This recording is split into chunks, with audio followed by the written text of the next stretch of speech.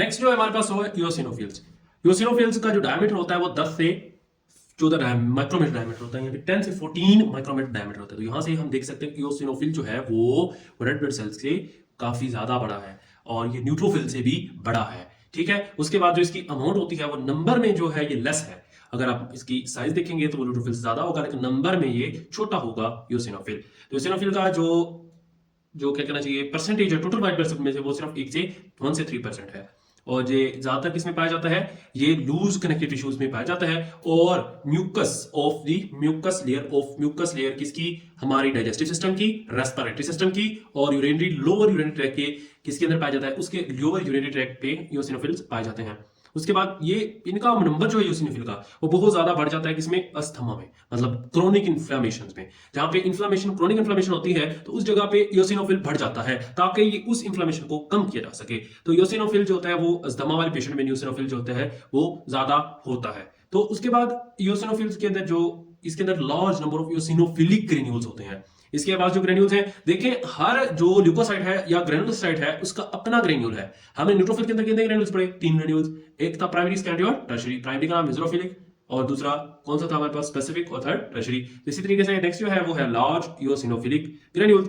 The eosinophilic granules जो होगा इसके पास large number of eosinophilic granules होंगे और ये 2 लोब्ड न्यूक्लियस होगा। ये 2 लोब्ड न्यूक्लियस होगा, इसका न्यूक्लियस होगा वो 2 लोब्ड होगा, बाइलोब्ड, कुछ हॉर्सशू शेप, यूं कुछ हॉर्सशू शेप, कुछ इस तरीके का। ठीक है, तो उसके अंदर जो ग्रेन्यूल्स होंगे उसको हम फर्दर क्लासिफाई करते हैं 4 तरह। तो इसके अंदर 4 तरह की असल में प्रोटीन होती है। एक major basic protein, eosinophilic cationic protein और जो इओसिनोफिलिक ड्राइव्ड न्यूरोटॉक्सिन और इओसिनोफिलिक पेरोक्सीडेजेस। तो ये 4 तरह की प्रोटीन है मेजर हमारे पास। इस इओसिनोफिलिक ग्रेन्यूल्स जो है इसके अंदर 4 तरह की प्रोटीन है। मेजर बेसिक प्रोटीन और उसके बाद इओसिनोफिलिक कैटायनिक प्रोटीन और इओसिनोफिलिक ड्राइव्ड न्यूरोटॉक्सिन। इओसिनोफिलिक हमारे पास 4 तरह की प्रोटीन है, major basic protein, eosinophilic cationic protein और जो है हमारे पास इओसिनोफिलिक पेरोक्सीडेसिस प्रोटीन और इओसिनोफिलिक ड्राइव्ड न्यूरोटॉक्सिन्स। तो ये हमारे पास 4 तरह की प्रोटीन है। तो अब हमारे पास इओसिनोफिल्स के पास होता क्या क्या चीजें बेसिकली। तो इओसिनोफिल के पास जो पहली चीज होती है वो एंजाइम्स में से हिस्टामिनेसिस और अराइल सल्फेटेसिस। हिस्टामिनेस की वजह से ये हिस्टामिन को खत्म करेगा और उस जगह पे इन्फ्लेमेशन को कम करेगा। हिस्टामिन इन्फ्लेमेशन करवाता है और हिस्टामिनेस हिस्टामिन को खा जाएगा, उसको खत्म कर देगा। तो हिस्टामिन खत्म हो गया तो इन्फ्लेमेशन कम हो जाएगी, इन्फ्लेमेशन कम हो गई तो उस जगह पे ये इन्फ्लेमेशन जहां पे हुई होगी तो वहां पे इओसिनोफिल अपना रोल प्ले करेगा। दूसरा है जो हमारे पास अराइल फॉस्फेटेस। तो नेक्स्ट जो अगली चीज है वो है हमारे पास साइटोकाइन। साइटोकाइन में इंटरल्यूकिन्स हमने पढ़े हैं। इंटरल्यूकिन्स के बारे में अगर आपको नहीं पता तो वो हमारी वीडियो आप देख सकते हैं इंटरल्यूकिन के बारे में। सो उसके बाद जो है हमारे पास लिपिड मीडिएटर्स, मतलब for example lipid mediator, lipid से क्या क्या चीज होती है हमारे पास, प्रोस्टाग्लैंडिन और ल्यूकोट्राइन्स। तो ये 2 चीजें हमारे पेट, ये 3 चीजें एंजाइम्स, साइटोकाइंस, लिपिड मीडिएटर्स और जो हमारे पास साइटोकाइंस है, ये 3 चीजें हमारी इओसिनोफिल पे पाई जाती हैं। और ये बेसिकली इनका पर्पस क्या होता है इन तीनों चीजों का, मतलब ये सारी चीजें किधर काम आती हैं, ये काम आती है इंफ्लामेटरी रिएक्शंस पे और हाइपर सेंसिटिविटी रिएक्शन में। जब हाइपर सेंसिटिविटी होगी तो हमारा हाइपर सेंसिटिविटी में जो होती है हमारा इओसिनोफिल बढ़ जाता है। तो हाइपर सेंसिटिविटी अगर किसी में होगी तो उसके अंदर इओसिनोफिल का नंबर जो होगा वो बढ़ जाएगा। ठीक है जी। तो नेक्स्ट जो है वो ज़ीरोफिलिक ग्रेन्यूल्स भी इसके अंदर होते हैं, वो तो कंफर्म है। लाइसोसोम, तो जिसके अंदर लाइसोसोम होगा उसके बाद ज़ीरोफिलिक ग्रेन्यूल्स ऑब्वियसली होंगे, राइट। सो नेक्स्ट जो है वो है हमारा इसके पास, इसके बाद इसका फंक्शन। तो इओसिनोफिलिक असल में क्या करते हैं, एंटीजन और एंटीबॉडी के कॉम्प्लेक्स को ब्रेक करते हैं। और तो अब एलर्जिक रिएक्शन में क्या होगा, एक एलर्जिक रिएक्शन में ये होगा कि हमारे मास्ट सेल जो होंगे वो ज्यादा इओसिनोफिलिक कीमोटैक्टिक फैक्टर, ये क्या जी, इओसिनोफिलिक कीमोटैक्टिक फैक्टर रिलीज कर देगा।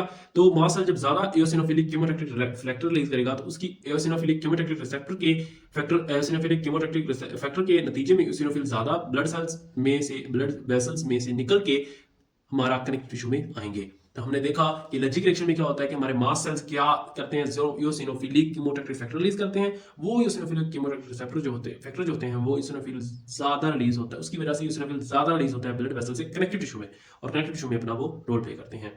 तो इसका अगर हम फंक्शन देखें तो इसका जो मेजर फंक्शन है ना वो क्या करता है, मल्टी सेलुलर पैरासाइट जो है उसको ये खत्म करता है। और हमने देखा कि न्यूट्रोफिल्स का क्या काम था, न्यूट्रोफिल्स का काम था बैक्टीरिया को खत्म करना, उसको इंगल्फ करना, फर्स्ट लाइन ऑफ डिफेंस के तौर पे काम करता था। लेकिन ये मल्टी सेलुलर को खत्म कर रहा है। मल्टी सेलुलर में हेलमेंथिस की जो फैमिली है, हेलमेंथिस की जो फैमिली है उसको ये क्या करता है जी, खत्म करता है। हेलमेंथिस जो होते हैं तो ये क्या कैसे खत्म करता है, इसको 4 तरह की प्रोटीन रिलीज करा के, मेजर बेसिक प्रोटीन रिलीज करा के, इओसिनोफिलिक कैटायनिक प्रोटीन रिलीज कराकर, यूसिनोफिलिक ड्राइव्ड न्यूरोटॉक्सिन रिलीज कराकर, यूसिनोफिलिक पेरोक्सीडेसिस रिलीज करा के, ये 4 प्रोटीन जो हमने पीछे पढ़ी थी, तो इन 4 प्रोटीन को इन्वॉल्व करके इफेक्टिवली किल कर देता है किसको, हेलमिंथेस को।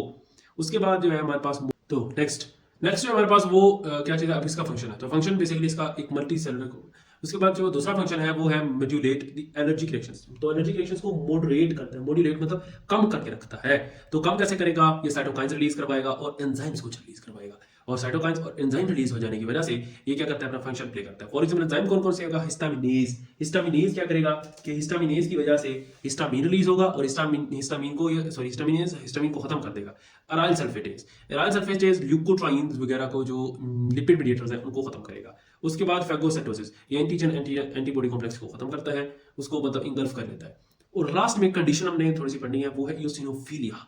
यूसिनोफिलिया क्या है कि किसी वजह से अगर यूसिनोफिल्स का नंबर 3 से बढ़ जाए, मतलब यूसिनोफिल बढ़ जाए, यूसिनोफिल का अगर नंबर बढ़ गया बॉडी में, नॉर्मल जो बॉडी का नॉर्मल लेवल यूसिनोफिल का होता है, अगर उससे यूसिनोफिल बढ़ गया तो उसे कहते हैं यूसिनोफिलिया, उसे कहते हैं यूसिनोफिलिया।